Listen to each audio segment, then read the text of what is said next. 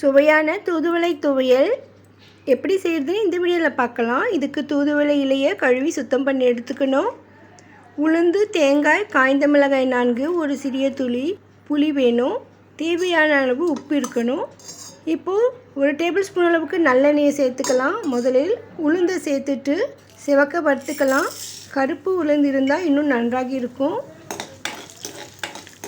உளுந்து கொஞ்சம் சிவந்த உடனேயே காய்ந்த மிளகாயையும் சேர்த்துட்டு இதில் வறுத்துக்கலாம். உளுந்து சிவந்த பிறகு தேங்காயை சேர்த்துக்கலாம். பச்சை தேங்காய் இருந்தாலும் பரவாயில்ல, நல்லா வறுத்துக்கிட்டா 2 நாள் வரையும் கெடாமல் இருக்கும். இப்போது தூதுவளை இலையை சேர்த்துட்டு இலை நல்லா சாஃப்ட் ஆகிற வரையும் நல்லா வறுத்துக்கணும்.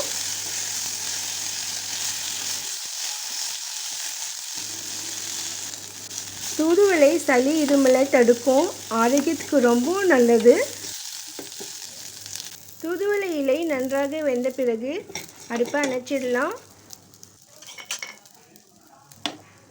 இப்போ இதை ஒரு தட்டில் போட்டு ஆற விடலாம்.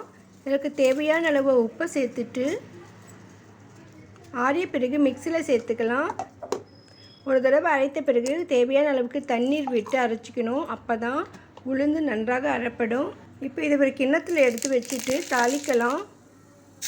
நல்லெண்ணெயும் கடுகும் சேர்த்து மிக்சியில் கழுவி தண்ணீரை ஊற்றிட்டு தாளித்தா தூதுவளை துவையல் ரெடி. நீங்களும் இதே மாதிரி ஈஸியாக தூதுவளை துவையல் செய்துட்டு எப்படி இருக்குன்னு சொல்லுங்கள். வீடியோவுக்கு மறக்காமல் லைக் போடுங்க. இதுவரையும் சப்ஸ்கிரைப் பண்ணாமல் பார்க்குறவங்க ப்ளீஸ் சப்ஸ்கிரைப் பண்ணுங்கள். பக்கத்தில் இருக்கிற பெல் ஐக்கானை ப்ரெஸ் பண்ணி அதில் ஆல் என்ற ஆப்ஷனை செலக்ட் பண்ணுங்கள். தேங்க்ஸ் ஃபார் வாட்சிங்.